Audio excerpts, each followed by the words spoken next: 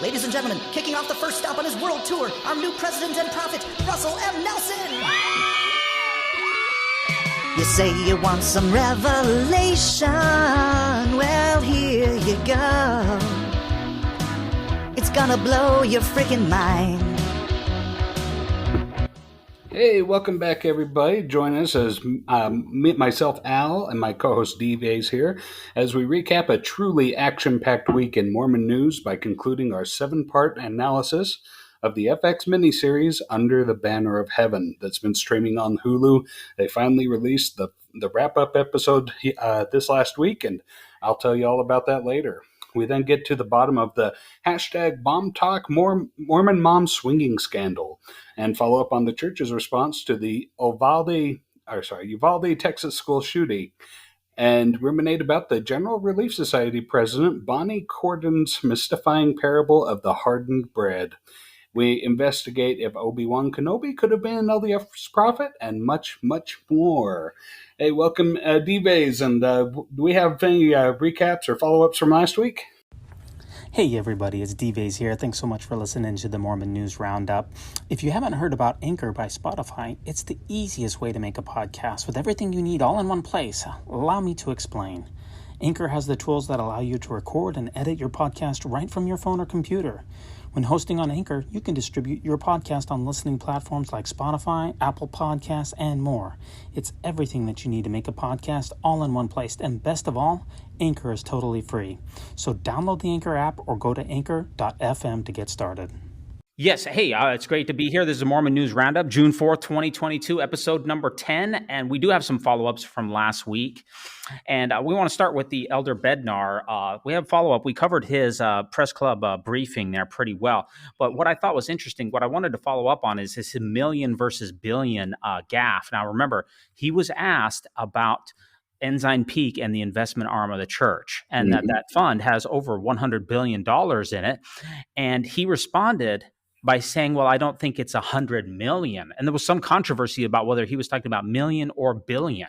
Now, in the Deseret News article, Al, in the church newsroom, they put a little parentheses around the word million and they changed it to billion. But what I found was interesting was that in the actual church's YouTube account, they actually dubbed in the updated audio and showed that Elder Bednar actually said billion. Take a look at the stock market. I don't think it's 100 billion. Did that come through okay? That's a hard B that he says. They updated it in the actual YouTube comment. Of course, as with a lot of things with the church, when they change things around on you, they don't really indicate that there was a change or there's no asterisks or there's no real no indication. Why bring any attention to it, right? Let's just fix it and move on. Yeah, fix it and move on. And if you hadn't watched his first broadcast, you never would have known that he changed it to billion. So, yes, we discussed that. We did dissect that pretty well in depth last week. Yeah. And yes, he really did mean billion. I just also wanted to follow up. We talked about last week how the church's Elder Bednar talked about the church's humanitarian efforts last year, and that the church gave about $56 million in humanitarian aid. And we were wondering, well, if the church has so much money, how come it doesn't do more with humanitarian aid? And I found a passage in Dallin Oak's The Lord's Way book back in that discussed the church's priorities when it's using their funds. And the priorities, what were the priorities according to Dallin Oak's The Lord's Way book, Al, from last week? Okay, so from what I recall, I haven't read the book, but let me tell you, he said that the church likes to focus on things that the rest of the world can't focus on. So the church focuses on things like priesthood and providing temples, and then lets the rest of the world worry about the humanitarian aid and feeding the hungry and clothing the naked and ministering to the sick, and et cetera, et cetera. That is correct. Focusing on temple and missionary endeavors. And I said that book was printed in 2000. I would like to correct the record from last week. It was printed in 1991. I do also want to talk about Elder Bednar's, the YouTube, the YouTube channel, the church's YouTube channel. When you put in comments in that channel, Al, every single last one of those comments is a positive comment. Oh, yeah. Those comments are highly curated. They won't even tolerate even a mediocre comment that said, I thought Elder Bednar did an okay job. If you wrote that in there, it probably wouldn't survive the editing. I'm pretty sure that the church would consider that statement to be anti-Mormon literature. Right. So unless you're really, if you go back and look at it, unless you have an effusive praise, every one of them, we're grateful for you. We love you. Your message is timely. You did a great job. There is absolutely no criticism that is brokered or tolerated in those in that comment section whatsoever. And that is very common for many of the church's accounts, but though not all of them, not all of them. True. So their Twitter accounts, the church maintains 17, I believe it is 17 official church Twitter accounts, the 15 apostles, then the church itself, and I think the presiding bishop.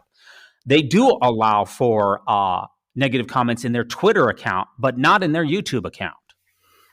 Wow. So I don't know what the difference is, but yeah, that's you got me. I'm coming up with nothing. Yeah, so it makes me wonder why they don't allow criticism in some platforms, but in other platforms they do. So it's just it's a little bit interesting to me. Now, we also talked about last week about that tragic Uvalde, Texas shooting, right, Al? That's right. Yeah, Yes. We spent a lot of time on that last week. We do. We did spend a lot of time. We really talked a lot about the church's response over the years when it came to guns. And I just want to talk about Ryan Burge once again, that famous researcher. I believe he's a professor at the University of Illinois, I believe it is. But he put out a tweet that talked about, we talked last week about what the church's response could be to the gun crisis and how leadership seems to be lacking, right, Al? Yeah. I mean, this is a church that claims to be the one and only true church on the face of the earth that speaks directly between God and man. Right. So if you look at Ryan Burge, he put out a tweet a couple of days ago, and I just want to read this tweet to you, get your reaction. We're following up from last week. It says that 14 out of 16 religious groups favor a ban on assault rifles. The two that don't, white evangelicals and Latter-day Saints. Oh, wow. So Latter-day Saints are, as we discussed earlier, are among the most gun-toting of all religious people in the United States, and they are really not in favor of banning assault rifles. In fact, the share of Latter-day Saints who favor banning assault rifles has fallen from 49% in 2013 to only 37% in 2021. Wow, there's even that kind of polarization going in amongst the ranks. Yeah, so it makes me wonder, is this the reason that the church is quite silent on the gun epidemic? We discussed how Elder Bednar last week said that his thoughts and prayers were with the victims, but really offered no leadership or anything in concrete. Is it because Latter-day Saints are so gun-toting and so anti-bans? Is that why they don't want to wade into the controversy? It certainly could be. I know that Latter-day Saints are extremely pro-freedoms. So, like, when the church came out and encouraged people to get the COVID-19 vaccine, a lot of people left the church over that. They were upset, So I could see that the church doesn't want to poke that hornet's nest any more than they have to. So. Yeah, you could be right. A lot of people did leave over COVID, and that seems like it's less controversial than guns. Yeah, and this is a change that's been very subtle and slow over the years because, like you said, there was 49% that it used to be. I mean, basically 50-50 we were in the church. And there was the church hasn't always been that way. No, it hasn't. The church seems to be, as the membership, I think that in the future of the church, what I think you'll see is a smaller church in proportion to the global population, but a more fervent church. A more, I don't want to say the word fanatical, but a more dogmatic. I think that's what you're going to see in the future. That's my humble prophecy. Okay, that makes sense. That's a good word for it. Yeah, and I also found someone posted this. They found an old Daily Herald, which is a Daily Herald on Monday, July 3rd, 1996, from President James E. Faust. This was when he was in the first presidency. He gave a talk down there at BYU at the annual Freedom Festival. That's the big 4th of July festival. He was the keynote speaker for that Freedom Festival. And of course, he was one of the few Democrats, as you know, Al, that achieved a high position, openly avowed Democrat. There may be some sleepers out there, but I think he's the highest Democrat that the church has ever had. For sure, yeah, and maybe he was the last one that we'll see for a while, because I don't know that we've had one since, have we? I don't think so. I don't think that no one in the ranks of the apostles that I'm aware of Hmm. is left at all. I mean, they're all Yeah. really, really far right. But what I want to talk about, his comment here is he said he urged Americans. He said, "quote in his address, quote, I seriously doubt if the framers of the Constitution intended that children would be bringing guns to school. Does the right to bear arms include a citizenry where some are armed with automatic assault weapons?" End quote. Ooh. What do you think he's trying to? What is he asking? What do you get from that, Al? I'll tell you that last statement or that last question does not sound like a question. It sounds like a statement. It's a rhetorical question that he's asking. That the founders did not intend for children to be bringing guns to school, and that's actually more prophetic than a lot of things I've seen coming out of Salt Lake City. That yeah, we do have a lot of kids taking guns to school nowadays. And that's one of the arguments that I've heard from, the NRA and the gun-toting right is, well, we need to bring more guns into schools, not less, as a way to combat it. Right. Mm-hmm. So you're getting from his statement that he's not really in favor of assault weapons in general, especially automatic assault weapons. So he's asking the question, but he's doing it in such a way that he's just asking the question. Instead, what he's really saying is, that's my position. And that's my feeling too. Having followed James Faust, I was a big fan of President Faust. I think he was a really honorable person. So I always liked him because he had the exact same voice as the narrator from The Christmas Story. Now, yeah, that's good. Now, there's one last thing that I want to bring up with a follow up from last week, and that's on guns too, because this gun thing it's not going away. It's not dying down. There was another tragedy just this last week in Buffalo. Was it in Buffalo? I believe it was somewhere in New York. Unfortunately, this was another school, though. Yeah. They're all just running together. But I found this tweet which somebody put together a statement that they wish the church would make on gun violence. So I want to read it. It's from David Osler at Irregular David. And he said, I wish the church would speak out about gun violence. Here's a draft press release if they need something to start from. As religious leaders, we speak out when moral issues affect our communities and families, and gun violence is one such issue. So here's his statement. It's pretty short, but I thought that it was incredibly accurate. I tweeted it on June 3rd. He said, this was his draft statement that the church leaders could use. Yeah. In recent weeks, there have been mass shootings in schools, hospitals, shopping centers, and churches. Innocent people, including children, die. Families are ripped apart and communities fracture. The causes for these shootings are diverse, but there's always a gun involved. We call upon citizens and politicians to unite and find ways to, number one, eliminate private ownership of military-style assault weapons. Number two, provide reasonable background checks on gun purchases. Number three, implement red flag laws to remove guns from dangerous individuals. And number four, we call upon politicians to fund public and mental health research and programs to understand and cure societal reasons for our culture of violence and hatred.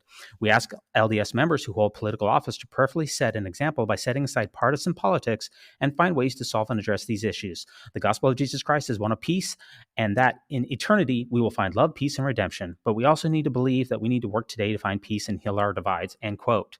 How's that first statement? I don't think there's anything wrong with that statement.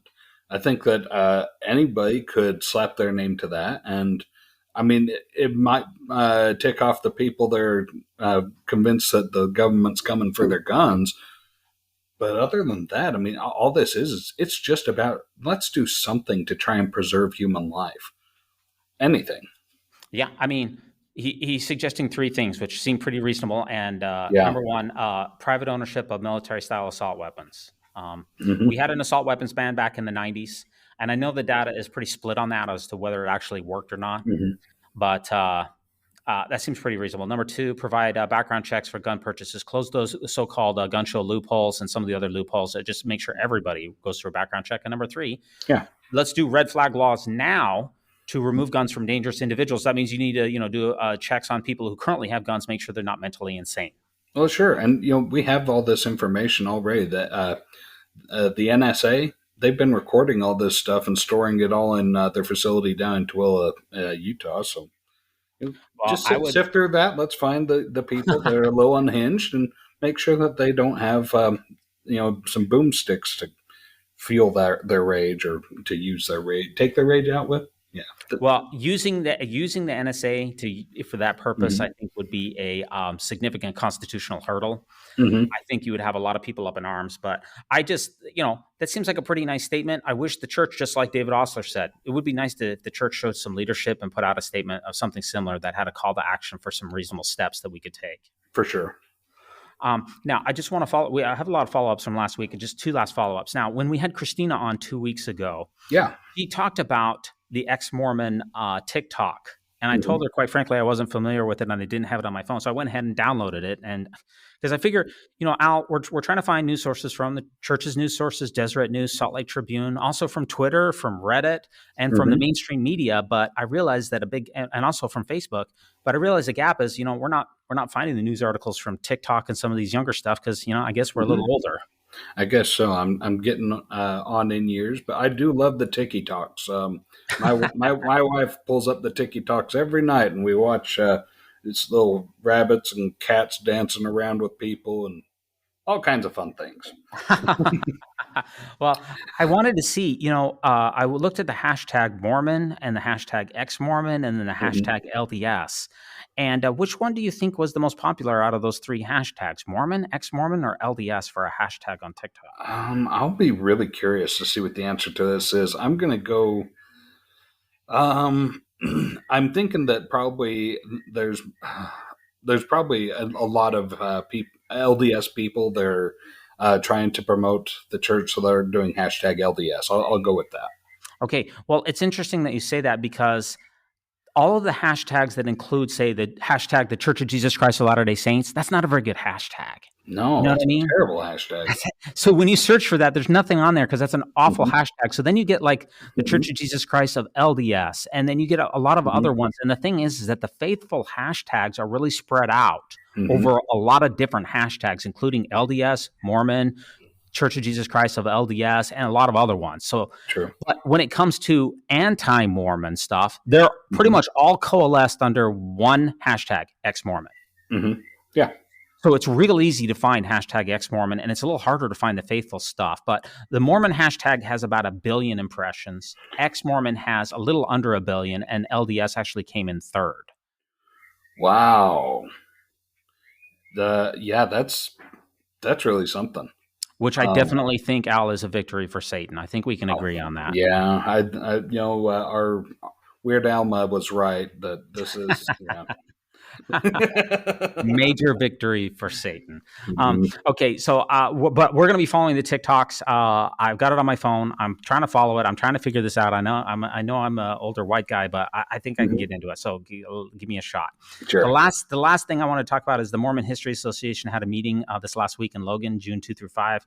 You can go to MormonHistoryAssociation.org if you want to learn more about that. I wish we had time to go to that, but just didn't have the time. If for our listeners out there, drop us a like, drop us a subscription wherever you find this podcast, and head over to MormonNewsReport.org, or drop us an email at kolob@MormonNewsRoundup.org. That's KOLOB at MormonNewsRoundup.org with 2 N's. And we would love to find the articles or whatever news articles that you can find, submit it to us, and we'll be sure to go over it on the show. Absolutely. Any other follow-ups from last week, Al? I think that's it. But yeah, we'll leave all this in the show notes. So yeah, definitely that Mormon History Association. Go to that link if you're interested in learning more about what happened at this meeting. Yeah. So found a lot of stuff to go through this week. Very exciting week. And we're not going to spend too much time on any one article. But the first article here is somebody did a search here for climate. This was on the church's website. If you go to the Church of Jesus Christ of Latter-day Saints, if you go to the main website, you have there's a search bar where you can search. And Jared Farmer, a couple of days ago, tweeted out, "Today I gave an address to the Mormon History Association on LDS climate action and earth stewardship, or lack thereof. What would Jesus do?" And when you go to the Church of Jesus Christ of Latter-day Saints and search in the search bar for the word climate, what happens, Al? I would think, I would hope that they'd find something, but actually, from what this tweet shows, he actually has the picture of the screenshot. Nothing, 0 results. Your search returned 0 results. for Yeah. So climate. for climate, I mean, this searches all of the general conference talks. This searches all of the New Era. This searches the Friend. This searches all the church's publications, I think, all the way back to 1970. This church Yeah. searches the church's official policies. Yeah. There's not even a mention of climate whatsoever. And this goes back to what we said about last week with guns. The church doesn't provide any leadership whatsoever with guns, no legislation, no leadership, is almost silent on the topic. And when it comes to probably the biggest issue of our day is actually, we said it was guns last week, but I actually thought more about it. I think actually climate change is the biggest issue of our day. Sure. Yeah. Maybe even bigger than guns because, all of the people who are going to be displaced and killed over climate change and the church. That's all of us. Yeah, that's all of us. Yeah. Every day. Even the people that don't own guns are affected by that. Yeah. And there's just nothing on climate, nothing on global warming, nothing on any of that. Well, how can that be explained? Well, I don't understand because, according to LDS doctrine, when Adam and Eve were in the garden, God gave Adam dominion over the earth to be a steward over it, to take care of it and to, look after it. So how come we're like, this may not be the biggest commandment from heaven, but it's definitely one of the first. And how come that's not a big deal? Yeah, multiply and replenish the earth and then be a steward was like right afterwards, right? Yeah, exactly. This is really one of the first fundamental commandments from the Garden of Eden. That's a really good point. And so how are we to be good stewards? When there's being a good steward of the earth, one of the biggest parts of being a good steward of the earth is to prevent a catastrophic greenhouse effect from taking over the earth. Yeah. What are we supposed to do to be good stewards when we search for climate and there's nothing on the church's website for it? I guess we can pray, but it seems like, that's the problem with climate change. It requires a unified global response. You can't just have individual prayers of different people think different things. You need a unified global response. Yeah. And we need leadership in this. And that's exactly what the church is supposed to be, is the leader of the world. It's supposed to lead us into doing the right thing. So, is it because it's too political? We've already talked, Dives, that the church has no problem delving into politics when it's regarding people's genitals. But, with this is something that's fundamental to everybody, and there's not a lot of leadership there. No. Are we supposed to have a carbon tax? Are we supposed to ban gas vehicles so that make everybody drive an electric vehicle? Are we supposed to, what are we supposed to do? Are we supposed to not trade with countries that have coal-fired power plants because they're ruining the environment? Well, what are we supposed to be doing? There's absolutely nothing there really for us to sink our teeth into. I thought that was interesting because it's the same with guns. Yeah, for sure. It's a little disappointing. So anything else on that climate change, Al? No, let's keep moving on. Okay. Now, the next thing, which I thought was interesting, is the church in California, because there's a law that was passed recently requiring mandatory background checks for church leaders and volunteers serving children. There's a new background check that the church is going to be running people through, and it's in response to California's bill, which is called AB 506. And somebody posted the letter from the area presidency to current state presidents and other people that says that California law related to one-time background checks and fingerprinting for youth and leaders and their volunteers who are interacting with youth. And they're going to be scheduling a mobile live scan service to come to the church members at no cost on a certain date. And please go ahead and get those background checks. And it says that who is supposed to get those background checks? That's bishoprics, ward primary workers, young men, young women's leaders, advisors, camp directors, seminary teacher, and anyone else who may be working with youth or children. Good. This is a big positive step forward, right, Al? I would think so. This is something that should have been in place long ago. Yeah, you wonder, why does it take a law for something that seems so common sense for the church to move on something that's so common sense, that's protecting children, vulnerable children from sexual abusers? Yeah, for sure. Yeah, we talked about this in one of our previous episodes, that the guy the sexual predator in Minnesota who was appointed to a position and then he ended up reoffending, and it's because Minnesota does not have a law for ecclesiastical leaders to go through a background check, but now California is rectifying their system. So the church will give background checks to people in states. If your state requires a background check for clergy members, then the church complies with that. If there's no law on the books that says that you have to have a background check and you're a church leader, then the church does not do anything. Ooh. Once again, it's just something that the church really ought to be the leader in this instead of what it's being right now. Yeah, and we talked about this in one of our previous episodes. These lawsuits can be millions of dollars. A background check is like $20 tops. Mm-hmm. I mean, it's too easy. Yeah, for sure. Al, I worked at BYU a long time. I worked at BYU, I want to say, I worked for the church / BYU for 20 years before they background checked me. Wow. They only background checked me when I had a few years left. I worked part-time or full-time for the church for 24 years, and I had worked for 20 years before they made me do a background check. Well, how are they supposed to know if you're gay? I'm sorry. That was a little bit of a jab. I shouldn't have done that. That was a low blow. That was below the belt. That was a low blow. That was. Al, I'm in the military reserves, and there's no policy. It's called "Don't ask, don't tell." Okay, Al. Okay, fair enough. No, I guess the church is adopting that. No, the church is not adopting that. The church definitely asks. Well, no. Well, they'll ask if they're required to, but if they're not required to, they do a "Don't ask, don't tell." Yeah, for sure. Yeah. So, this was effective January 1st, 2022. It's a screening process. For all nonprofits, churches, schools, daycares, everything else, everyone's required to do a live scan. Yeah. And all the churches are complying with, not just the church. So, I call on the church to do background checks for everyone, whether it's required to by the law or the country that they reside in. Forget the state, whatever country that you're in, just do a background check. Absolutely, because it's the right thing to do. I mean, at the very least, you're not going to catch everyone, but you're going to catch people who have previously offended. Yeah. And that doesn't mean that you necessarily absolutely positively have to remove that person from their calling, although that should be the vast majority of people should be removed. I don't know if something happened 70 years ago. I don't know. Is it possible for someone to, repent from that and move on? I would like to think that there is. I think the vast majority of people who fail a background check should be removed. I mean, the vast, vast, vast majority. But yeah. Let's see. You're a military guy. Isn't there a trust but verify thing in the military?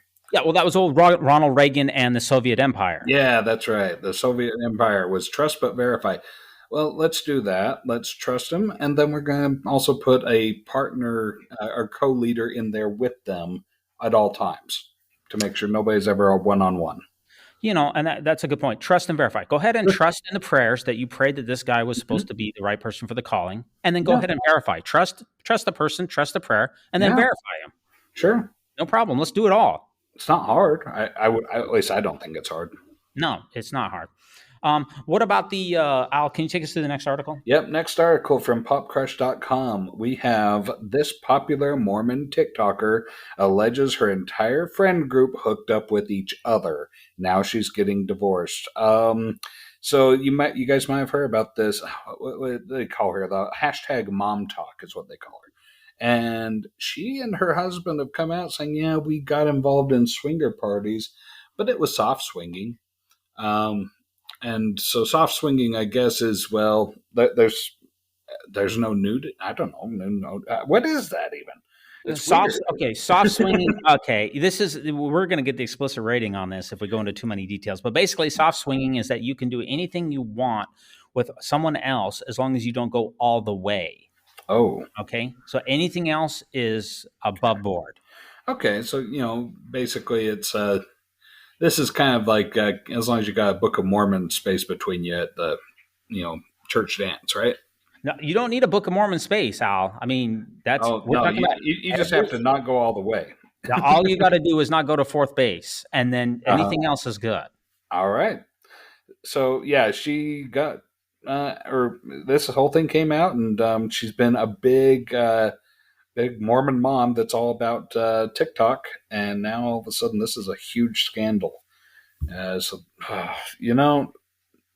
some weird people out there, and I'm not really one to kink shame so much, but this is something where it's extremely hypocritical. You can't, in one face that you put forth for the world, say that you are very stalwart and staunch, conservative and religious and, sexual morality, but then have a completely other face that you put out to the world as well, where you get all of your friends together and swap spouses for a while and, have a great time. in an orgy that never goes all the way to orgy. Yeah, she said she ended up getting a divorce from Taylor here. Taylor Frankie Paul ends up getting a divorce. Yeah. They're getting divorced from her current husband, which is Tate Taylor. And she got her start as an Instagram model, which is the reason that she has 200,000 followers and that we don't. I guess that's the Yeah. reason. Well, she's a fairly good looking girl, you Hey, know. My wife is more my type, but yeah, she's these guys, they look like a fairly good looking young couple. yeah, they sure do. They're very Instagram. That's why she has so they're very Instagrammable. Yeah. Yeah, and so now they're getting a divorce because she went too far beyond the agreement that they had together. She went too far, so now they're getting a divorce. You know, that's kind of the problem with soft swinging is it's a fine line between fries and shakes, you know. I, I, I, I don't Pretty soon it even, becomes hard swinging. I don't even know what that means, and I'm not sure that I want to know what that means. I just pulled that from the Chappelle Show.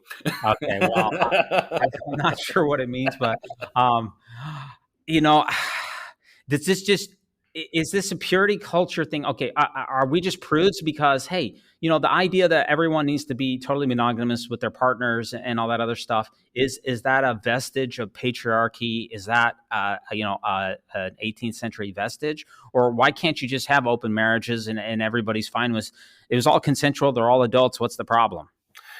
Well, that it's like I was saying that I think that the big issue that I take with this is it's extremely hypocritical. I don't think that it's a matter of slut shaming, kink shaming, whatever you want to call it. I think two consenting adults can do whatever they want. When those even to the extent of swinging, sure, as long as everybody in the parties consenting and on board. But this sounds like something that just they were playing with fire. I mean, what is this? I mean, this is kind of it's like that whole soaking craze, right? That went around for a while at BYU students. They like to soak because then it's moral as long as there's no thrust. But it's kind of bullcrap.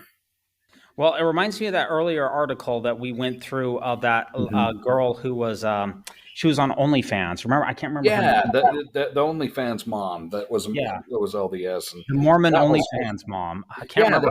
It's the same thing. I can't remember her name, but yeah, she. It was just really like you're out there putting yourself out to the world as one thing, but then behind the scenes you're like, oh well, this is the way we really are behind everything. We just throw all that self-righteousness, all that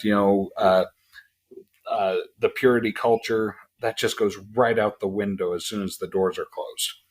Well, I think it's like what you said. People are trying to cash in on the name Mormon, honestly, because they know if they label themselves as a Mormon who's on OnlyFans or a Mormon who does swapping or a Mormon who is a Instagram model, they know that that's going to drive traffic to them in a way that if they didn't label themselves that, the traffic wouldn't be there. Oh, for sure. And it's that whole thing. It's the juxtaposition of it, right? Yeah, and so and most of the I'm going to go out here on a limb here. I can't soul read Taylor Frankie, but I'm going to guess here that she was not the most that she's not a Relief Society president, and that she's probably not the most devout a member of the church out there. She strikes me as well. I don't know anything about this girl. I was going to say that she strikes me as being the kind that swings by Starbucks during the week, but yeah, she might be playing a little loose with church teachings. That's fine. Yeah, it's up to her.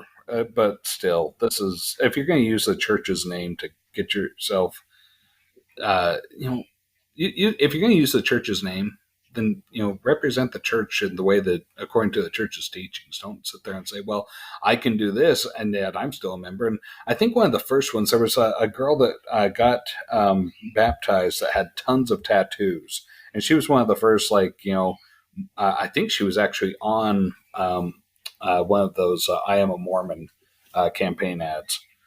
But yeah, it was one of those things. Oh, the church teaches so strongly against getting tattoos, and yet she was like, "Yeah, I'm covered in tattoos, and I'm a Mormon."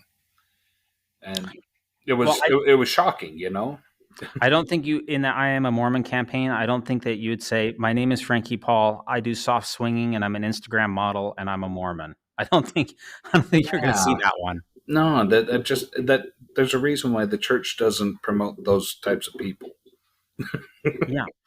So yeah, this is just all over the news. It looks like she deleted her account after this was all done. I wonder what is going to happen now that she's basically admitted that she cheated on her husband. Certainly her bishop and her stake president, I'm sure, if they don't already know who she is, I'm sure the Strengthening Church Members Committee is forwarding a large dossier onto their desks as we speak. Well, maybe Circuit City's hiring. I don't know. Oh, wait, no, they're not. Oh, man. Okay.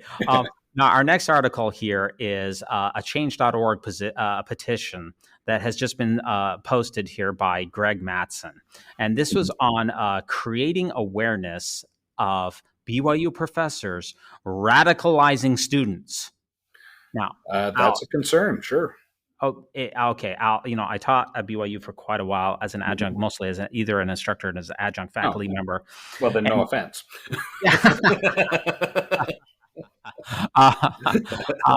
When I think of places that can radicalize students, BYU Provo does not jump to the front of the line for me. Call me crazy. So this is basically what they said. As many have witnessed in person and online, there are several BYU professors who are radicalizing students. This is not just political, but eventually often turn students' ire and passion against BYU and against the church and its leaders. Many of these professors have helped organize protests both at BYU and the church headquarters. The evidence of these events is sound, overwhelming, and growing. Numerous heartbroken, distraught parents have written letters and comments about the radicalization of their kids, signaling a serious problem on campus.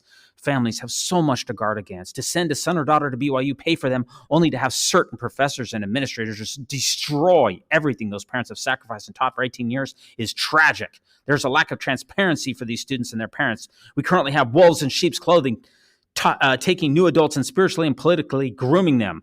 We signed this awareness document to further make those in charge aware of this problem. Then they include a montage of BYU professors in YouTube, Al. Do you think that BYU professors are teaching kids pernicious ideology, radicalizing them politically, activating them and destroying testimonies and fracturing eternal families? When I first saw this, I was thinking, okay, so are they like right-wing radicalizing them, like tell them, hey, the end of the world's coming, go get yourself a couple of Connex containers and make yourself an underground shelter and fill your bunker full of canned goods and guns and barrels of water. That's what I was thinking. It's more like right-wing radicalizing, but no, they're saying that they're radicalizing them on the left. Are they stupid? Well, it's funny that you think, I think that's the difference between you and me, Al, is that you live out in places where radicalizing is usually people going hard right. Exactly. So they're like, oh, well, our poor baby, we sent them to BYU, and now they are open to people being LGBTQ. That's radical. Yeah, that's destroying eternal families, Al. The big scandal when I was at BYU was that the history professors were allowed to wear beards. So that was about as radical as they were in my days. I watched this YouTube video. I'm just expecting to hear all of this so-called woke culture. I'm expecting to see people, talking about, I don't know, church history problems or things that are really going to tear people's faith down. And I watched the first half of it, and I thought I must have been watching the wrong video because I did not see one thing that was radical or destroying testimonies or activating anybody. No, it's not. I mean, and so it really makes me wonder, why is it that, how far right-leaning are the people that are sending their kids to school at BYU that when their kids come home on spring break, that they're thinking, oh my gosh, my kids are being radicalized. Yeah, at BYU Provo, yeah. Yeah, for real, do these people sit at home with tinfoil hats on because they don't want the aliens to read their thoughts? How right-wing can you be? Yeah, you got to be pretty right wing. You're right. Yeah. If you send your kids to BYU Provo and they come back radicalized, you got to be pretty far right. Yeah, I would think so. Because, I mean, BYU is the okay. BYU's claim to fame is that it is. I can't remember. Is it Rolling Stone that rates all the colleges, and it's been the stone cold sober school of the entire country for like years and years going back. I mean, this is like as conservative and as pious of a school as you'll find, and yet, radicalized. Yeah, I believe that is from the Princeton Review. That's the run. Yeah. I mean, there's 4,809 signatures already so far, and their goal is to get to 5,000. So I assume that they're going to make it. You know, they got people signing this just a few hours ago. So. Oh, geez. You know, the priorities in people's lives. I don't know. I'm mystified on this one. I'll just tell you a real quick anecdote from my own life. My daughter just finished her first year of college, and she thought about going to BYU. Honestly, she did. She's very devout and she's very faithful. She's she's a great young lady. And she said that she didn't want to attend BYU. She applied to about 5 schools, and she did not apply to BYU. And we asked her why. I said, how come you didn't want to apply to BYU? And she says, well, I feel like I am too far to the left of BYU to go to it because I believe in, LGBT rights and equality for women. And I don't think I would fit in at BYU Provo. So, I mean, the people that go to BYU Provo, my daughter goes to church every single Sunday. She goes to the temple regularly. Fit in. They might burn her as a witch.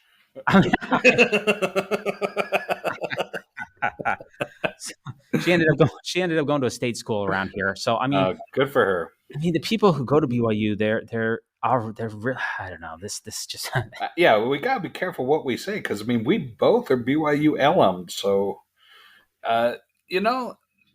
there is a definitely special kind of atmosphere at BYU that you don't find at other colleges. I'll tell you that. There is. It is a special place. There's a special feeling at BYU.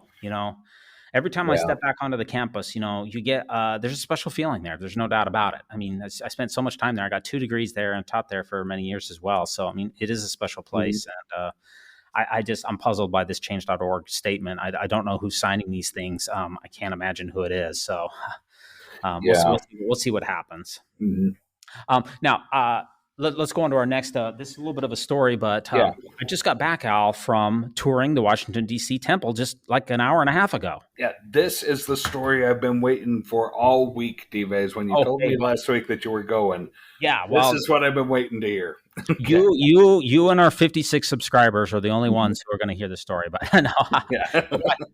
By the way, if you're out there, please go. We're on Facebook. We're on YouTube. Would you please drop us a like? Would you please drop us a comment if you're on one of those so that we can hear from you? But I did tour. We got our tickets for the Washington, D.C. temple tour, and we had our tickets for quite a few months. In fact, we were going to have a family reunion, and a lot of my family members were coming in from all across the country. And what was crazy is that my son got COVID about a week and a half ago. He's fine. He's 12 years old. He had triple vaccine. He's in great health, and he only had a small sniffle. I mean, it just really didn't do much to him. Yeah. But the contamination period was like 10 days, according to CDC, is like 10 days. Yeah. And my family members started showing up about 12 days in. Well, as soon as the first family member got here, he caught COVID for my son. Even though the rest of us were testing negative. And as soon as that family member tested, now we got 2 people who are semi-positive for COVID that everybody else canceled. So we were all, as a family, extended family, going to be going over to the temple, but it just didn't happen because of COVID. So just ended up being my wife and 4 kids. Now, if you go back and listen to episode number 4, you'll realize that my inside sources of the Washington, D.C. temple seem to indicate that the final judgment mural was gone. And so I was on the lookout for it. As soon as you walk in, you go over a causeway, and then boom, that's where the final judgment mural is. And as soon as I got there, guess what? No mural, Al. Final judgment mural is gone. It really is. Wow. Yeah. So I talked to one of the head temple matrons there, because the regular members who staff it, they don't know anything. They don't know what's going on. They're just there for a 4-hour shift. They go home. They don't really know. But I found the temple matron. I said, what happened to the final judgment mural? And she had a little gleam in her eye, because I guarantee you this, Al, not very many people asked her about that mural. Oh, really? No way. There's lots of pictures and paintings all over. There's got to be 50, 60 paintings. You know what?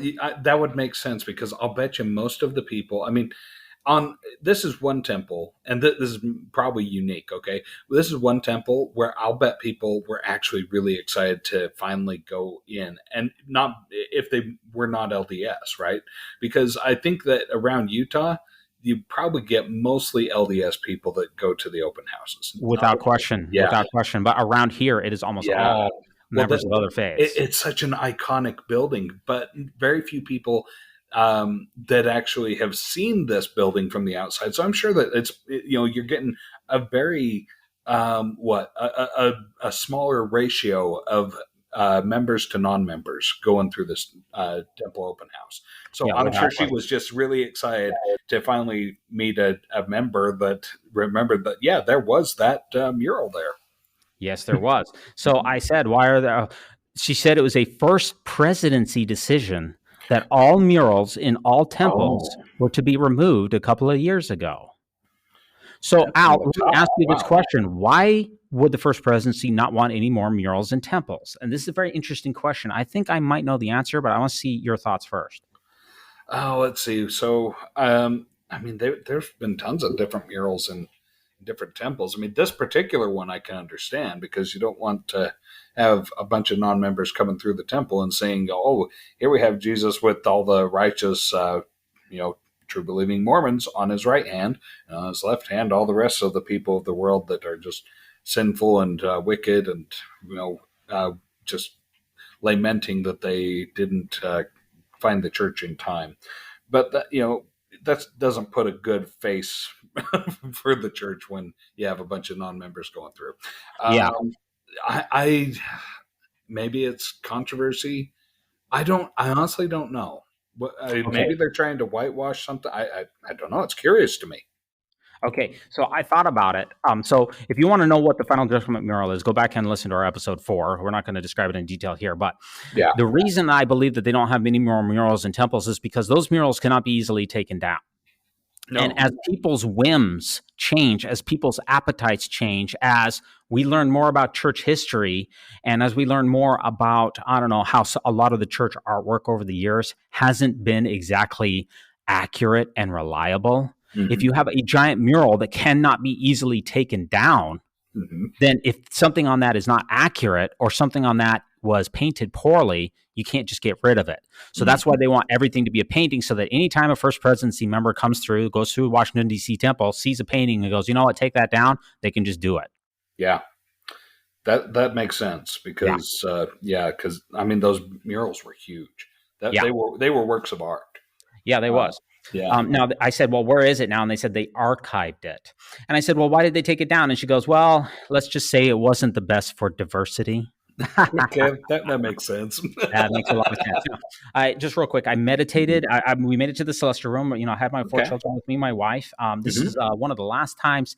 This could be one of the last times we all go to the temple together. I don't know when the last time we did it. It's been a number of years, and it may never happen again. Who knows? Who knows what will happen in the future? But I did make it into the Celestial Room, and of course, I have a lot of memories. Go back to listen to our episode 4. I meditated in the Celestial Room. I said a prayer in the Celestial Room. And I have to tell you that, if you go back and listen to episode 4, I had some divine experiences, and it seemed like that divine voice that I had been interacted with back in episode 4, it seemed like that divine voice was silenced. So that's a little bit of a sad tale for me to say. Yeah, for sure. I also went to the endowment room, lots of memories in that endowment room. And it's interesting, when I got to the endowment room, my kids were like, "Hey, Dad, what goes on in here?" I'm like, it's an endowment room. What goes on in here? Okay. I made a joke that I made a joke to my son who's 17 years old, and I said, "Well, this is where they sacrifice the gerbils in here," and he thought that was hilarious. Now the seventh floor was off limits to visitors, which is unfortunate, and so was the cafeteria. Those are my 2 favorite floors, by the way. So because the 7th floor, is that the top floor? Yes, top floor. Yeah, with the giant meeting room, which I don't think they build the giant meeting rooms in the new temples now. No, but my son knew that it was on the 7th floor. He said that one time when he was doing baptisms for the dead there, he snuck all the way up to the 7th floor to see what was up there. So he'd been there before. Okay, so he's in. Yeah, so he's in on the know.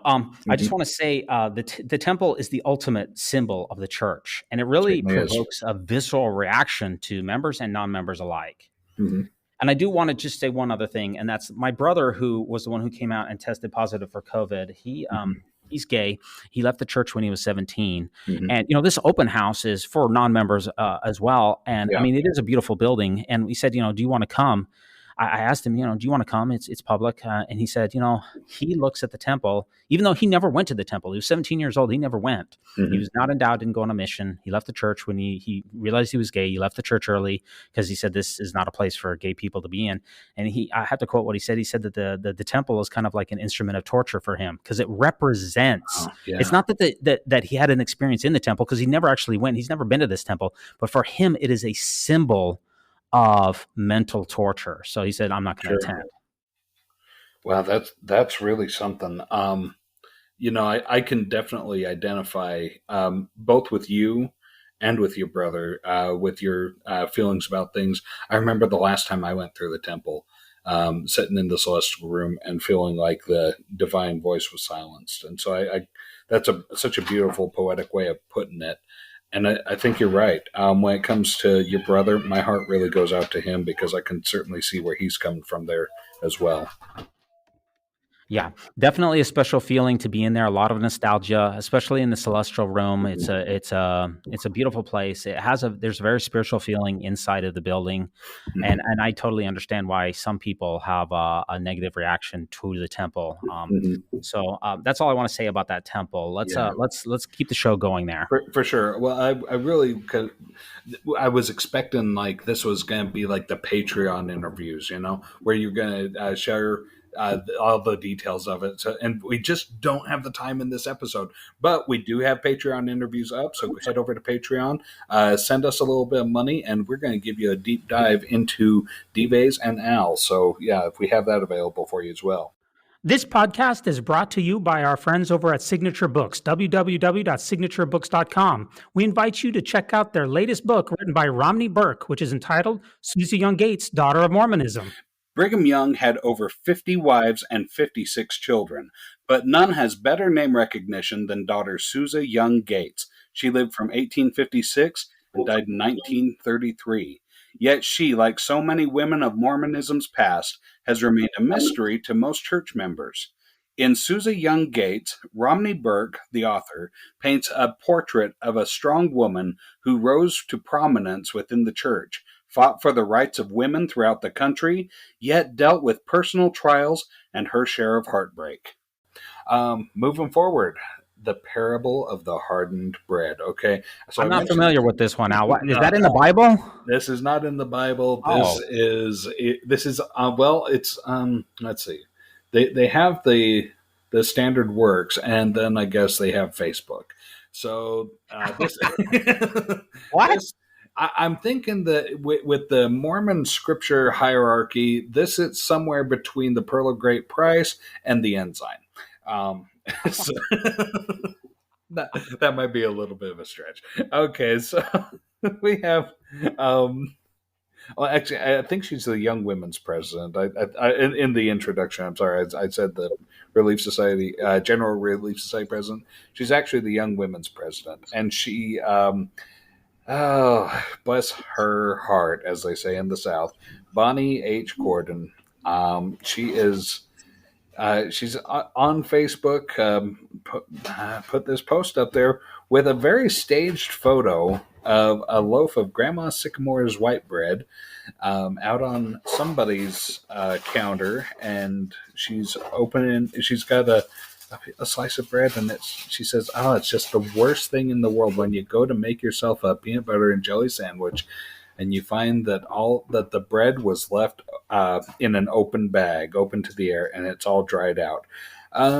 Okay, now here's something that I'm going to point a couple things out here. Okay, she's found that the bread has dried out because she lives in Utah. Okay, this is a desert, dry region. So we have certain problems here in Utah that you don't have in more humid climates, okay? It takes bread a lot longer to dry out when you're in, say, Hawaii, okay? However, in Hawaii, ice cream melts super fast compared to Utah because Utah's a dry heat, and tropical areas have humidity of a wet heat. So it affects foods different ways. So she's sitting here using this parable, and this is why it doesn't come from the Bible, because I don't think this is the sort of problem that they would have in the Middle East. Maybe it is, but then again, they had unleavened bread back then, right? it was unleavened bread, and it was supposed to be hard, right? It was supposed to be kind of like, stale's not the word, but more crackerish, I guess. Yeah, I mean, they didn't have plastics back then to preserve bread, so they used a lot of unleavened bread, right? Yeah, exactly. So I think Bonnie has figured out that she can that there are people out there that offer life hacks. So she decided that she's going to offer up her own version of life hacks, and so her version is the parable of the hardened bread. And the worst thing in the world, much worse than hardened pieces of bread to make a sandwich with, that would just be gross according to her. The worst thing is to have a hardened heart. And so she has, so the parable is how to keep your heart soft, just like you keep your bread soft. She has 4 suggestions on how to keep your heart soft. She has 1 suggestion on how to keep your bread soft. And the suggestion of how to keep your bread soft is a preventative measure that everybody has used. I mean, if you really want to have some groundbreaking information out there, Bonnie, I'm afraid you got to come up with something that will like rejuvenate dry bread. Okay. And there are hacks of how to do that too. Like, microwaving a little bit of water in there helps to bring it back to life. But I digress. Yeah. Okay. So she's got 4 tricks to combat hardening hearts: gracious temple attenders, intentional prayers, expectant miracle seekers, faithful sacrament partakers. Yeah. And much like the easily tossed aside twisty ties that will save a loaf of bread, it's up to us to use these heart-saving ties to our Savior, Jesus Christ, as preventative measures. So, I mean, once the heart has gotten hardened, it sounds like there's no going back. I mean, according to her parable, I mean, it sounds like there's no cure for that, because the only things that she offers are preventative measures. I'm sorry, D-Vase, this is not a good parable. I don't like anything about it. Everything about this just screams first world problems to me. I mean, you're gonna sit and watch a bunch of Ethiopian kids starving to death and saying, "Oh, the worst thing in the world is having stale bread that's gone hard to make a peanut butter sandwich with." Really? Now, and this was put out just a couple of days after the Uvalde. That's right. Yeah, on May 29th. Yeah, so it's really tone deaf.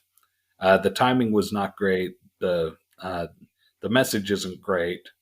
I mean, the message is really milquetoast. It's real bland. Well, it reminds me back when I used to teach Sunday school, and also, I was even in the primary for a brief time.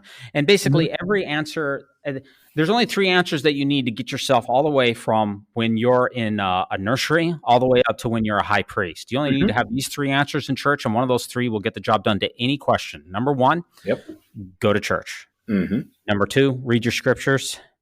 And number 3 is say your prayers. And you have an emergency backup, which is number 4, just Jesus. That's all. If you have those 4 at your command, then you will be able to answer any gospel question that needs answering. And that's basically what her advice is. That's what it seems to be. And I just find it to be, this probably should have been given in a talk. She'd have a better audience there. Well, and does this seem like a genuine photo, or does this seem kind of staged to you? No, this is a very staged photo. I mean, there's nothing about this lady that says that she makes her own peanut butter and jelly sandwiches. Yeah, I mean, she's in the professional blazer. She's got a full face of makeup. Her hair's done. This kitchen is immelate. It's also seems like a pretty wealthy kitchen. Oh, yeah. And her hands are manicured. I doubt that she's delving into peanut butter and jelly. Yeah, there is no peanut butter and jelly in sight. And also, it seems like this is professionally lit as well. Professionally lit. Even the look on this bag, okay, they have unnaturally rolled the plastic and folded it back over the loaf. So you have these perfectly splayed out slices of Grandma Sycamore's white bread. Well, she says that there's nothing worse, but she has a smile on her face when she's looking at it. If there's nothing worse, shouldn't she have a frown on her face? Exactly, and it's not even stale bread or dry bread. I mean, this bread looks moist. I mean, It's bending in her hand, right? The way that it just doesn't seem very authentic to me. If you compare this to some of Jesus's parables in the Bible, I think the parable of the hardened bread is a little stale. But yeah, exactly, and it just doesn't translate well. It's not very far-reaching. The application of this is pretty narrow. yeah. Yeah, so it's just I don't know. It just strikes me as a kind of a weird post. And if you look in the comments below, again, I told you that the church does curate. The church curates their YouTube comments. They curates their Facebook comments, but they curate the Deseret News comments. But the one that they don't curate is Twitter. Yeah, and so Facebook, everything under there is like, oh, thank you so much, Sister Cordon. That is just so inspiring. This is exactly the sort of message I needed right now. Like, really? What kind of world do you people live in where this is the message that you needed right now? Some people certainly can need the message, but I just wonder, why do we have to chop out even moderate comments? Yeah, for real. Even just like, hey, can you explain this just a little more? Nope, that comment is not going to make it. Or, Sister Cordon, can you help me? I'm in Africa. I don't even have bread. No, you're not going to see that comment either. No, you're not. I'll take your stale bread. What is the parable of eating the crumbs off the master's table? Isn't there a parable for that too? Oh, as I recall, there was a parable about eating crumbs, like that you're sitting there waiting for the crumbs to fall from the master's table, and this was the one where Jesus talked about that grabbing people from the lowest and setting them at the highest spot and stuff. I mean, it was something. Okay, we've only got a couple last articles to go through. Let's keep going. Mm-hmm. Okay, so now on LDS Living, we have on May 27th, 2022, 5 times that Obi Wan Kenobi reminded us of gospel truths. And that LDS Living magazine, that's like a quasi-official publication of the church, because LDS Living was purchased by, I want to say it's Deseret News, which is all under the Bonneville Communications umbrella. It's basically an unofficial publication of the church. Yeah, for sure.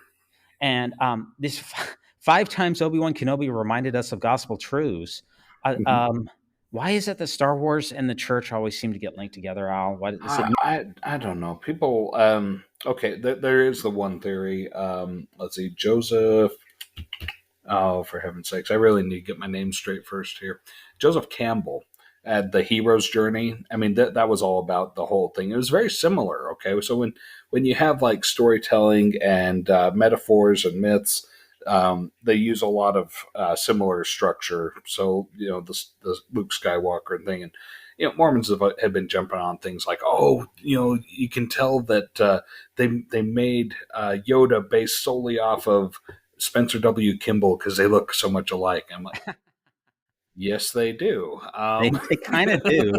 Yeah, they got the ears, they got the wrinkly stuff, and yeah, I don't know, but we love stories, and there's juicy stories definitely with Star Wars, and it's a hero's journey, right? Which the same thing could be said for the Nephi story, or for even the story of Jesus himself. That there's heroes' journeys that have been sent from a land far away, or even a foreign planet, to come and rescue it, and they have to overcome certain adversities, certain challenges in order to find redemption.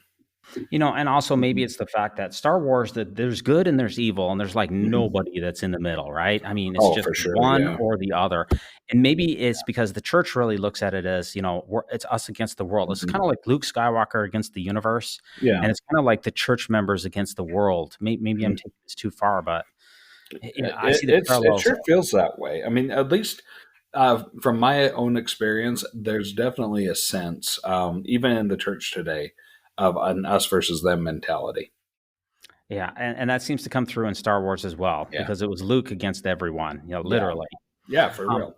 So, okay, let's take a look at these, because I want to see, are these gospel principles? I don't know. Number 1, your eyes can deceive you. Don't trust them, end quote. As soon as I read that, I thought of the 3 witnesses to the Book of Uh-huh. Mormon, and I also Yeah. thought of the 8 witnesses. Mm-hmm.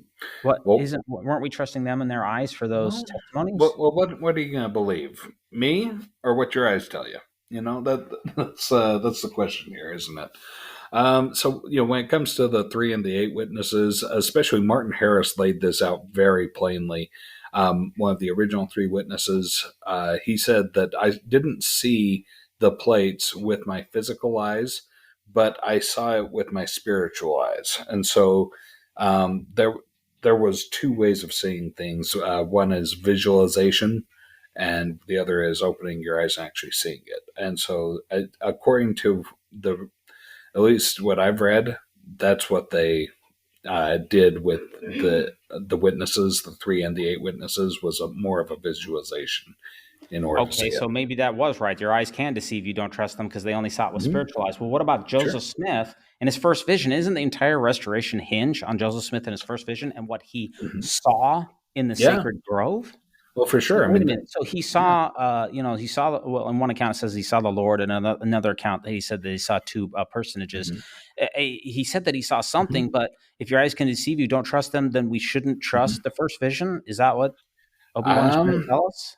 Maybe that's what Obi-Wan is trying to tell us, but definitely don't believe any of the things that you hear about the church that are not positive. That's so. If your eyes, if you come across something with your eyes that shows the church in a not so positive light, don't trust that. Yeah, don't believe that. Gotcha. Believe what you've always been taught. Gotcha. Okay. That's Number more 2, important. many of the truths that we cling to depend on our point of view. That's a gospel principle. I thought truth is as it is and as it were, and as the truth is things that will come to be. Yeah, this is okay. So, I mean, the church is all about truth eternal, right? And so, it is exactly what that is truth has been the same yesterday, today, and will be forever. Right. So, yeah.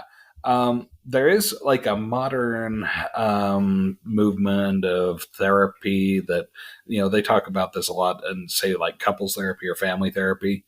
They're like, well, speak your truth. And so in some instances, this is exactly right, because there's certain people that they only see from their own perspective. So, I mean, there's a difference between saying, well, I'm giving you my perspective of this, and so that's speaking my truth.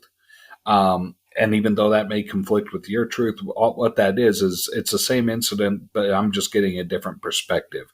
Your perspective is going to look different from mine because, you're over there, I'm over here. That's fair. But, when it comes to the truth, I mean, say I hold up a coin between us, I'm going to see heads, you're going to see tails. We can both say, well, no, this is a heads coin. No, that's a tails coin. But the fact of the matter remains that it is a coin. So, that doesn't change. Yeah, I mean, I thought we were supposed to find the truth. As Brigham Young said, if there's any truth that's in the world, it belongs inside Mormonism. I think Brigham Young said that. I think that's right. The truth. So we say, okay, Brigham Young instituted a ban on black members of the church, which was true from his point of view because he was just a 19th century man of his time. So from his perspective, it was true. But now that we know better, it's not true anymore. So many truths that we cling to depend on our point of view. But that's a lot of people don't find that to be very satisfying because what should have been true for Brigham Young and blacks in the priesthood back in the day, in the 1850s, should be true today, shouldn't it? Oh, absolutely. Especially since Brigham Young's favorite phrase to use following up anything, especially a policy or doctrine, like he would follow that up with, "This will always be so." Oh, yeah, he does. He loves that. He loves that phrase. Yeah, especially with blood atonement. And I mean, sorry, but he kind of dangs himself there. Yeah, he did that with blood atonement, and he also did it with blacks and the priesthood. This will always be so. Yes. Yeah. Oh, yeah, all the time. So who are we believing here? Brigham Young or Obi Wan Kenobi? It's tough. That's a tough question. Who had the better hair? That's what I'm going to go with. Absolutely. Obi Wan Kenobi without question. Yep. He had Hollywood hair. Okay, so what about number 3? Obi Wan gives us the advice: a great leap forward often requires first taking 2 steps back. I can go with that. I can understand what Obi-Wan's saying. How the church is going to see that? Well, it seems like for every step forward, they take 2 steps back. In certain areas. Well, I mean, if you think back to like the Kirtland banking scandal, where Joseph Smith started a bank and then it ended up defunct, everybody lost their money, and there was a huge apostasy in Kirtland. And what was that? 1830? 30. I think so. 1834, because the tar and feathering incident was 1832.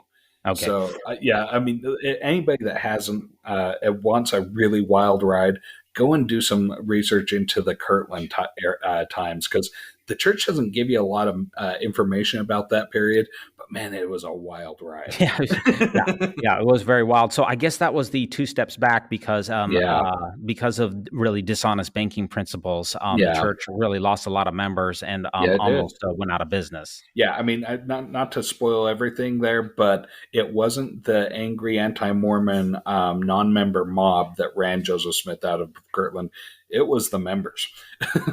So that does seem like a great leap forward requires first taking 2 steps back. Okay. What about like when Joseph had the revelation that he was supposed to sell the copyright to the Book of Mormon, and he sent the people to Toronto, and they came back and failed on the mission. So that would be like 2 steps back. Yeah. That seems to, Obi-Wan's right. Yeah, absolutely. So, okay, that one fits.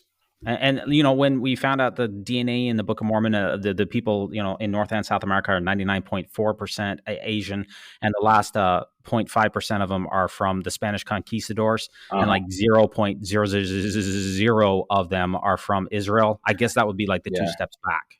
Yeah, they have not found a drop of Middle Eastern blood yet. No, so I guess that would be kind of like the 2 steps back. So the more that I think about this, Al, I think Obi-Wan is right on this one, that there have been a lot of 2 steps back. There we go. The Book of Abraham translation, the facsimiles, that that's probably not just 2 steps back. That's probably quite a few steps back. Yeah. Yeah, that's a hard one to reconcile. Yeah, we'll call that a football field going back. Okay, so I agree with Obi-Wan here on number 3 as well. I don't know if we need to go through all of them because I don't. But number 4 is war tends to distort our point of view. If we sacrifice our code even for victory, we may lose that which is important for our honor. End quote. And what jumps to mind for this is kind of like what wars has the church really been involved with? Well, you had the Mormon War back in, what was that, 1837, 38? Yeah, in Missouri.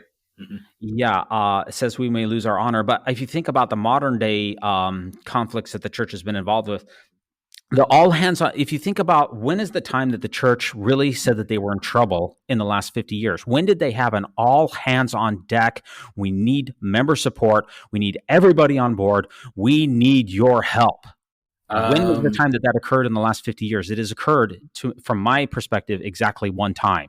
And that would be the war that I'm thinking of here. Are we thinking the war on Proposition 8? Yes, sir. Yep, that's exactly what I'm thinking. Yeah. So out of all the things that the church could really fight, gun violence, abortion, human suffering, poverty, disease, global warming, the all hands on deck was the Proposition 8. So it does seem like Obi-Wan is right. War tends to distort our point of view. And it seems like we may have lost that which is important for, the church has always loved war. I mean, ever since its inception, Joseph Smith was big into wars. There was the War of 1812 happened when he was a kid, and he grew up hearing all the stories about the American Revolutionary War from these guys that only had one eye and one arm left, and he was very much enthralled with soldiering and warfare and everything. Yeah, he was. Okay, if we're going to get through this episode, we got to continue on. We've got so much to get through. So much. Mention the last one, which is Utah hate crimes doubling. What was the number 5 on Obi-Wan's Gospel Truths? Oh, sorry, I closed it. The number on Obi-Wan's Sorry, Might let not me. be important. Okay. Yeah, we got it in the show notes if you want number 5. But Yep. from what we've gone through, it does seem like Obi Wan Kenobi Al could have been an LDS prophet because remember, it happened a long time ago in a galaxy far, far away. Yep, certainly could have been. Okay, so I'm going to move on to the Utah hate crimes doubled this last year. Okay, this one was from KSLNewsRadio.com. They had a huge, and a lot of them target the LGBTQ community. And I'm going to for this one, I've got a series here. Okay, so I'm going to give you a pretty quick rundown of what's going on in Utah with leading in certain areas and trailing in others. Okay. So first of all, let me read off this list of descriptions. Okay. I've got a huge list of adjectives here.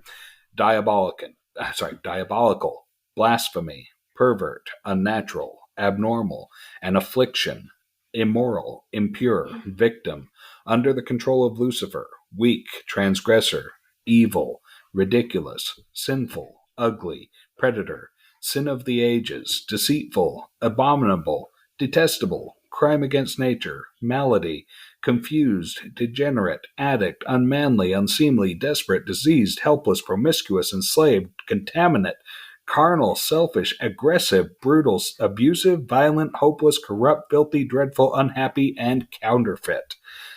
These are descriptors that are used by church leaders to define homosexuality. Okay, so the LDS Church really trails in its exception of or being LGBTQ friendly. And So what does that have to do you think, Al, with Utah hate crimes doubling last year? you've got that's just it. It's like they've doubled again, and most of them are against the LGBTQ community. That you've got attacks on transgender people, homosexual people, bisexual people, anybody that's non-binary. Those are the people that are being targeted, and you see it double in a year. Especially when we're in a world where every year, I mean, we're in the middle of Pride Month right now, the month of June. This is the time when people come out to shine and to be who they are and flaunt it and to find that acceptance. And the church is very much against that kind of behavior. They don't want the flamboyant behavior. They don't want people feeling comfortable being in their own skin. They want people to conform and to be obedient. And that's how the church has always been. Yeah, and so I mean, the rhetoric really matters, and Yeah. so the Utah has a high percentage of members of the church, and when you have rhetoric, as you discussed, that goes through those type of things, that really has a psychological impact on people. And has the church ever walked any of these back and said, you know what, we were in the wrong, or someone made a mistake, or we apologize for that verbiage, and we're going to be better in the future? Sure doesn't seem to be. In fact, if anything, they double down. I mean, it wasn't very long ago that we had Jeffrey R. Holland giving his musket talk. And, we talked about that on our episode with Christina. Yeah.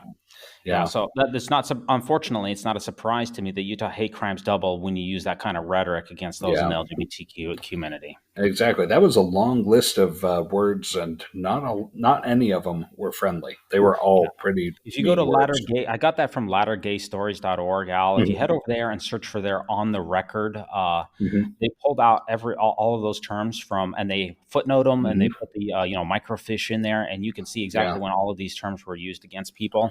And it leads to violence. It leads to suicides. It really damages. It really damages people. So the church needs to do better. Yeah, and for I know that the church has tried to come out and say, "Oh, well, we're being supportive, or we love and support people like this." But how can you say that with this kind of hate speech? Yeah. Continuing on, I've got a kind of a rapid fire one. I'm going to get through these as quick as I can. So Utah, number one, highest mental illness rate in the nation. Okay. All the articles for these are going to be down in the show notes. So the church is, trailing behind support of the LGBTQ community, and it's, doubled its amount of hate crimes. It's got the highest mental illness rate in the nation. It's the last in women's equality 4 years a row, dead last, behind Mississippi, mind you. Utah also ranks high in bankruptcy. So, I mean, some years it kind of goes between number one, number two, but it's always there in the top five. Um, you know, we've got also per capita. Utah has more multi-level marketing scams than any other state, and also a very high suicide rate. So we've got some really, uh, here in the state of Utah, where I live, we've got a lot of people that are on the wrong side of things. Mental illness, sure. I mean, we just talked about the hate crimes against LGBTQ. That's going to certainly exacerbate mental illness. Getting your kids to conform rather than trying to help you understand your kids. I mean, growing up's hard on everybody. There's tons of mental illness. I know that when I was growing up, it seemed like everybody was on Prozac at the time. That was the big thing, the big antidepressant. And there's there's always been a lot of mental health issues, but they don't really get addressed the way that I think that they should be. Yeah, I mean, a third of people in Utah have some kind of mental illness, which leads the nation. They lead the nation in serious mental illness, mental Yeah. health services, major depressive episodes, serious thoughts of suicide, Yeah. plans made for suicide. They're also very high. They don't lead the nation, but they're extremely high in suicide attempts and suicides in general. Yeah, they are for Something is sure. really wrong with the people in Utah. And I'll always consider myself, Al, being from Utah. I lived there for over 30 years. I'll always consider myself a Utahn. Yeah, that's fair. And then you wonder, how is it that the hate crimes are so high, that mental illness is so high? Yeah. This is my state. Why is women's equality so low? Why does all this happen in the state where these are supposed to be members of the church? These are supposed to be, the best people around. The best part about the church, Al, is the people. And the people in the church are good people. Yeah, exactly. And, but then we also have it tied in with high rates of bankruptcy, and then the multi-level marketing schemes.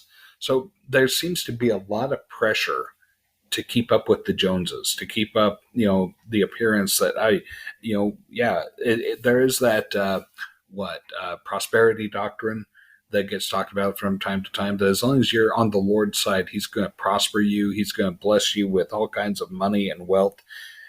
So people like to become that kind of fulfillment of prophecy.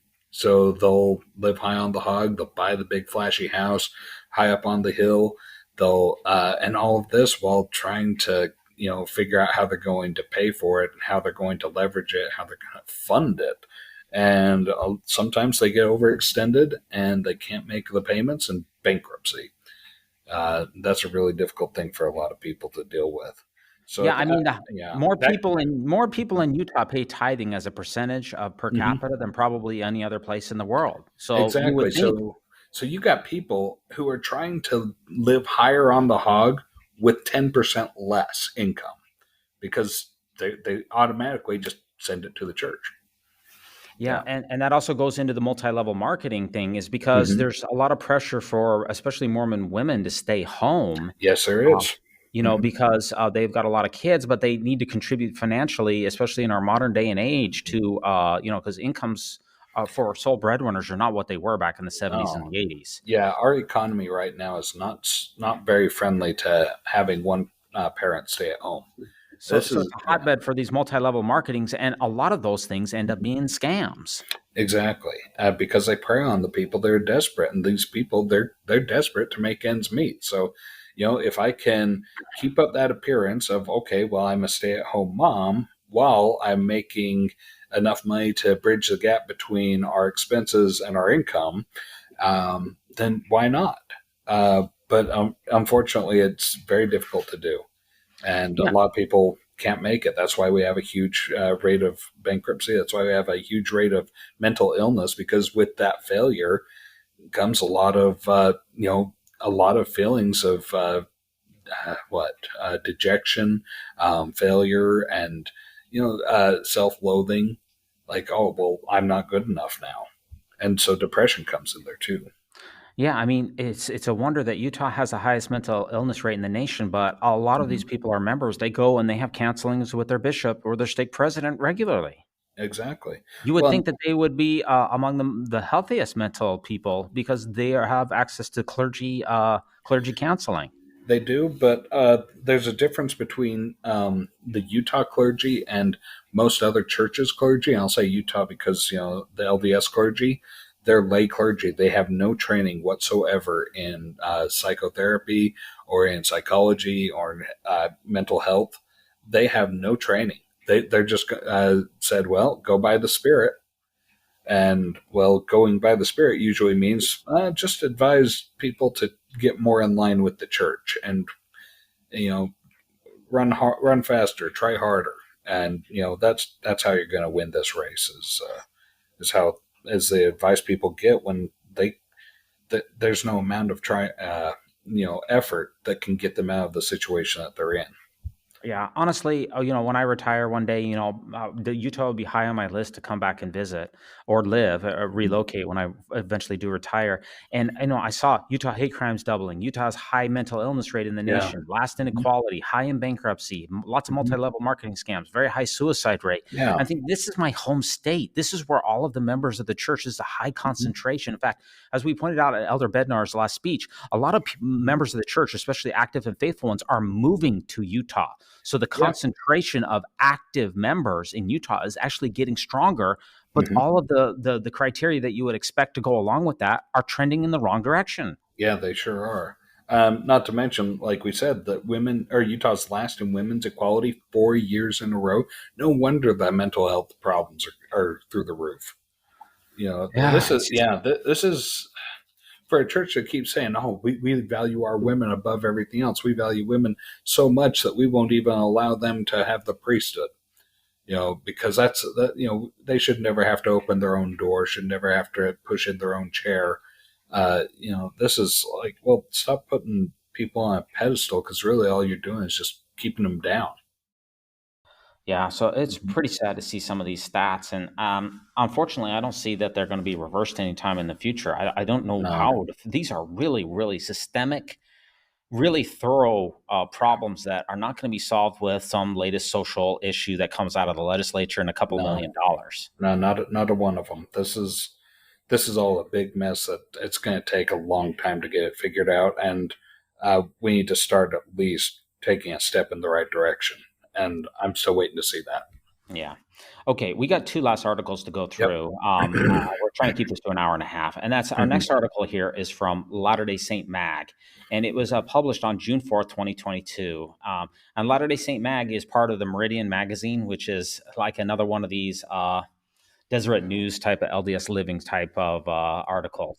And this is this was written by Joel Campbell, and Mhm. it says why the new trendy way to pay tithing undermines the spiritual power of tithing that the spiritual power that tithing promises. So Al, are you aware that there is a new trendy way to pay tithing?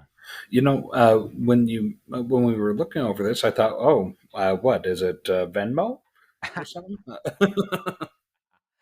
Well, there actually is a kind of a Venmo, Al, because let me tell you that there's a way to pay tithing. There used to be that you'd have to put it in an envelope and give it to the bishop. Mhm. But some members who might be exceptionally wealthy or even poor, they felt uncomfortable because they didn't want their bishop to know, hey, I'm actually a millionaire. I just didn't want anybody to know, or I'm worth a lot of Mhm. money. Mhm. Or likewise, or that I'm really poor. I'm embarrassed about it. Yeah. So they made a way that you can send your tithing straight to Salt Lake City, Mhm. bypassing your bishop, and is basically sending it through Zelle. So there is kind of a way to do that Ah. now, but that's not what this new trendy way of doing is. So let me review what this new trendy way of paying Mhm. tithing is, and let's get your reaction here. Okay. From the article, it says there's a new troubling trend emerging, promoted by a national Latter-day Saint columnist and others with large followers on social media. It's becoming trendy in some circles to take on this approach as acceptable alternatives to paying tithing, and it's called trendy tithing. So here's what you do to pay trendy tithing, Al. Okay. Here's the argument. Quote, because I have determined in my own mind that the Church of Jesus Christ of Latter-day Saints has such a large amount of wealth, and that bothers me, I'm going to take my 10% tithing elsewhere to other causes that I decide need my contribution. And the church has enough resources, and they won't miss my measly contributions anyway, end quote. Mhm. That's trendy tithing, Al. Wow. So bypass the church altogether. Do you think that's going to catch on? I kind of hope it does, because I at least feel like that way you get more, you see more benefit from the tithing that you pay, rather than just handing 10% of your hard-earned cash over to a multi-billion-dollar church. Yeah. So we covered this in last week with Elder Bednar's address. Elder Mhm. Bednar was asked, what about tithing? And he responded about whether the church needs your tithing. What did he say, Al? He said the church doesn't need your tithing. And, I've heard this a couple of times from people that have gone to Salt Lake and asked for help from the church. And the church says, we don't need your tithing. No, Well, they don't. but that's kind of the crux of it, is in order to get to the highest degree of the celestial kingdom, you have to be temple going. You have to have temple recommend. So you have to pay tithing in order to get into the highest degree of the celestial kingdom.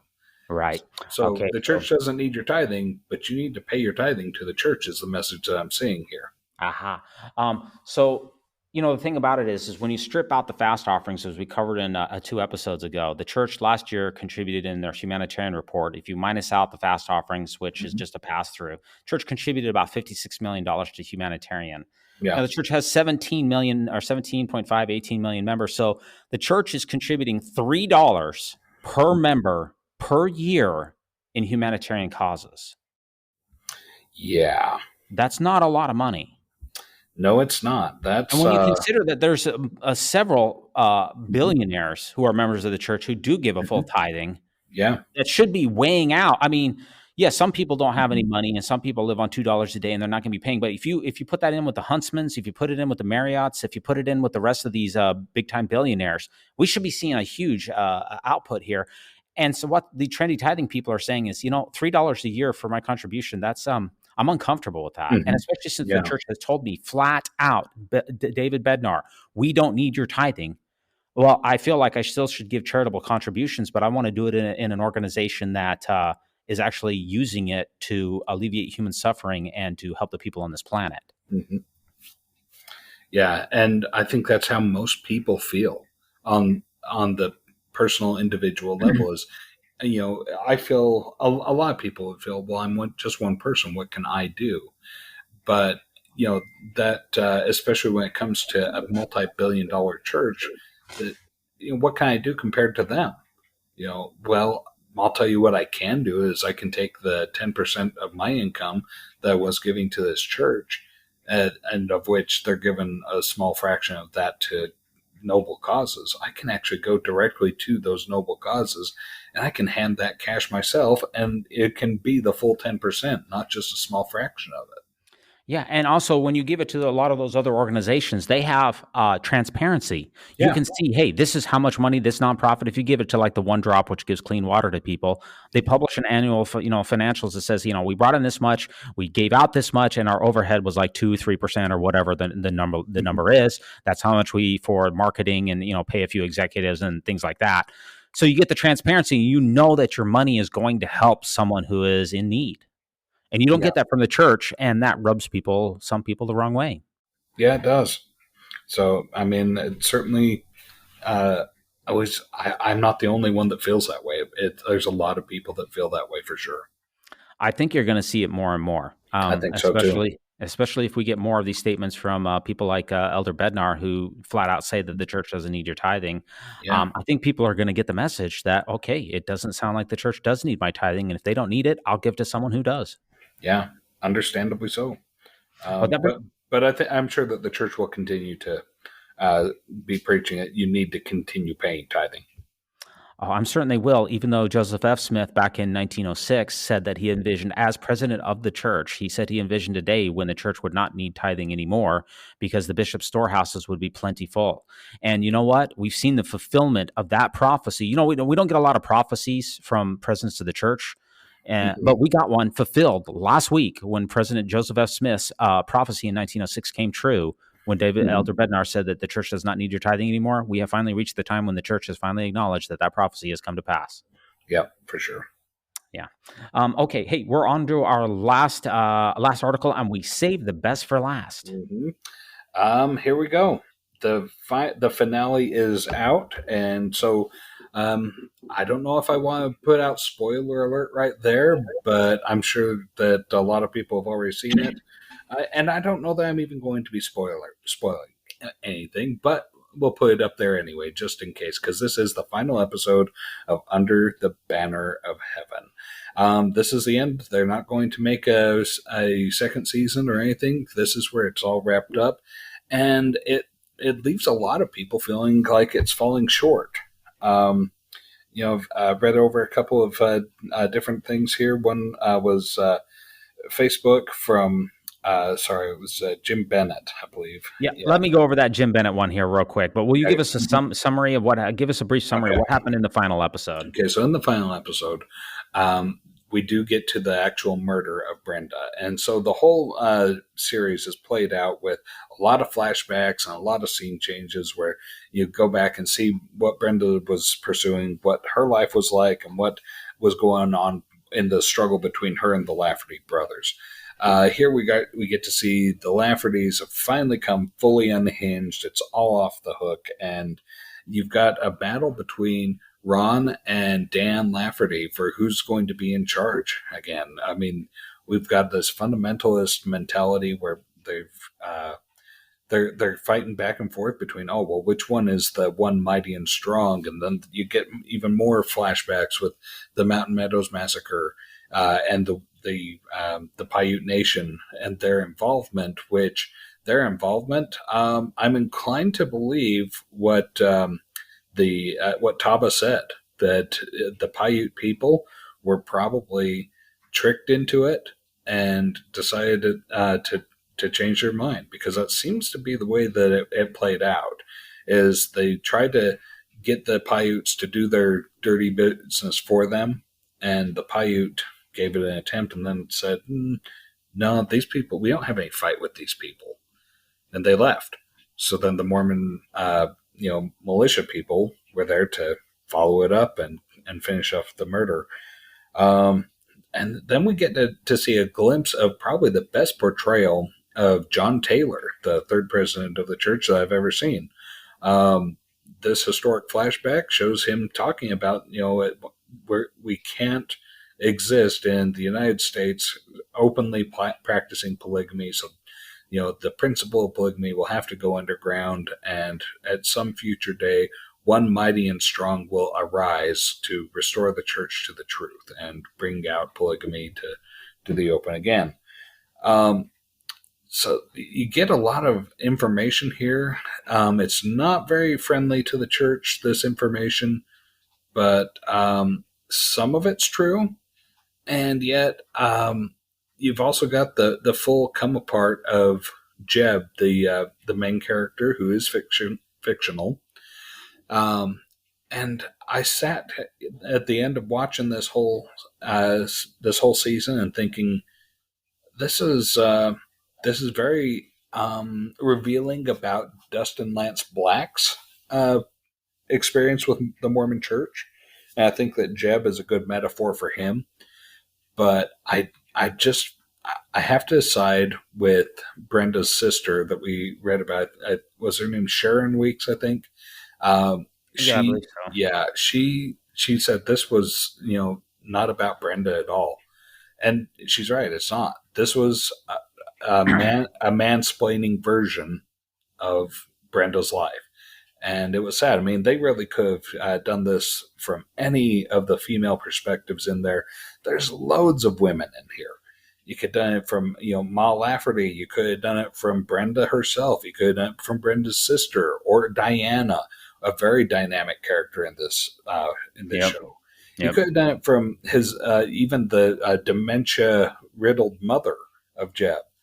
Give us a little bit female perspective rather than just, female characters in a very male-dominated rendition of a very sad tragedy that ended a mother and her infant daughter's life.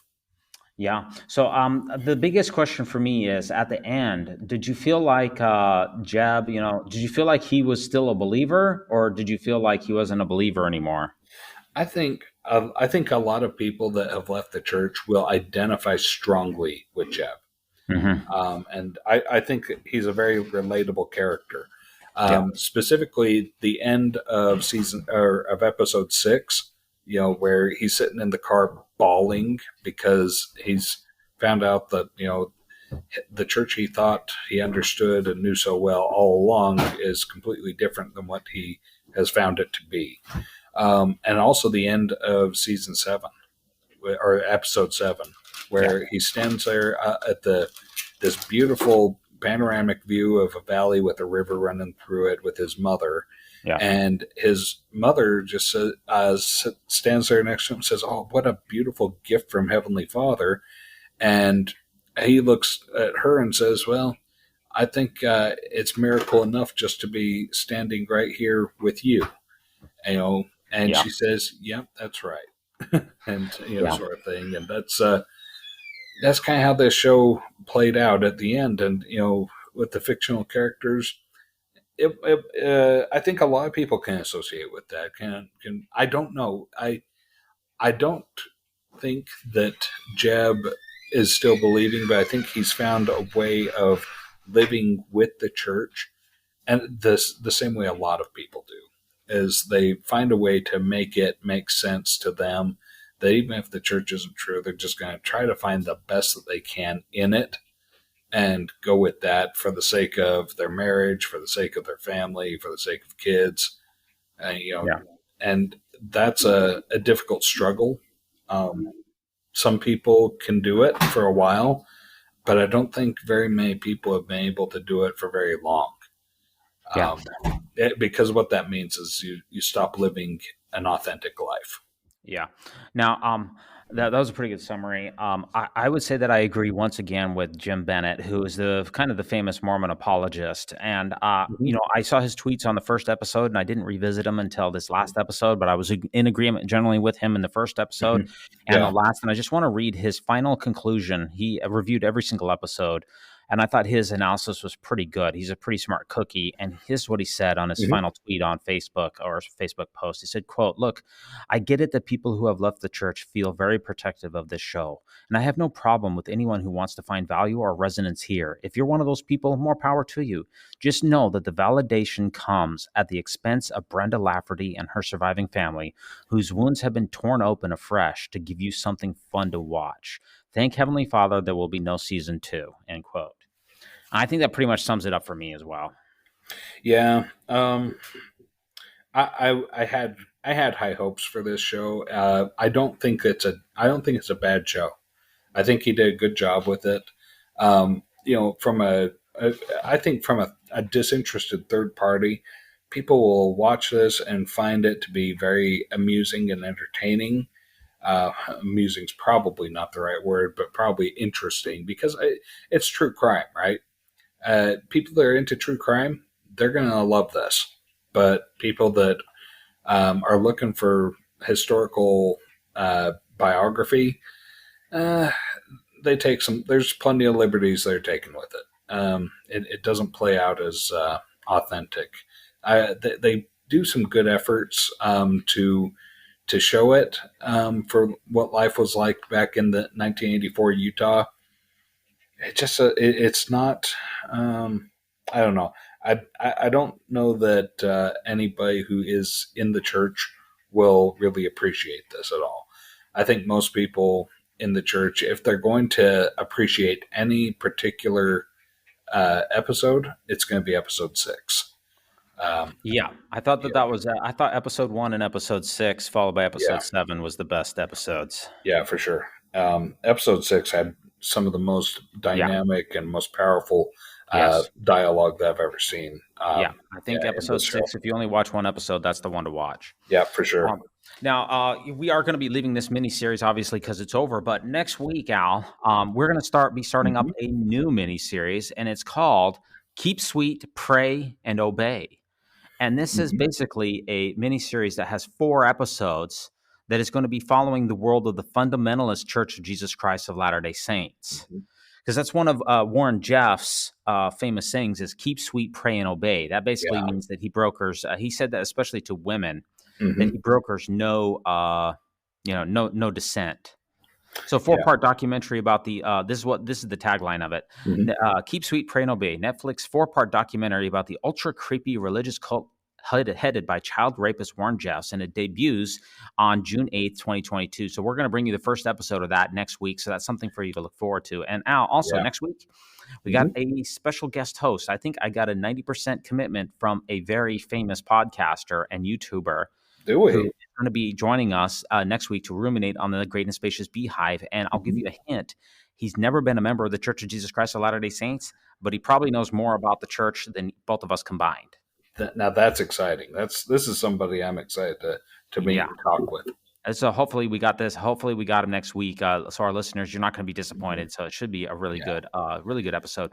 And also we are thinking about, before we sign off here, we're thinking about turning this podcast more into a YouTube episode with webcams, where you'll be able to see your humble hosts here, and also be able to share some media on our screens with you, which might be useful to be able to appreciate, for instance, the parable of the hardened bread. Yeah, for sure. Because, I do have to give you guys a fair warning. I have a face for radio. And maybe even then in the future, we hope to have a Mormon News Roundup live on Sunday nights. We're thinking 9 p.m. Eastern Standard Time, where we'll be able to do the show live, have some chat underneath on YouTube, broadcast it live on YouTube with webcams, show our screens so we can show the stuff, have some chat underneath. And maybe even have some live audience interactions with the chat. This is what we're hoping to do. We don't know if we're going to be able to do that, but that is our hopeful goal, maybe sometime in the future. Yeah, we're definitely open to tossing ideas around. So, if you have any suggestions, speak up. We'd love to talk to you about them. Yep, drop us a line over at mormonnewsroundup.org. And I want to thank my co-host Al for ruminating on the Spacious Great and Beehive. And thanks so much for being here. And join us again next week. It's been a pleasure as always, Dives. We'll play you out with our Weird Alma again. When it comes to nicknames of the church, such as LDS Church, the Mormon Church, to remove the Lord's name from the Lord's church is a major victory for Satan. Satan. Please allow me to introduce myself. I'm a being with no moral constraints. My number one goal is to hurt the Church of Jesus Christ of Latter-day Saints.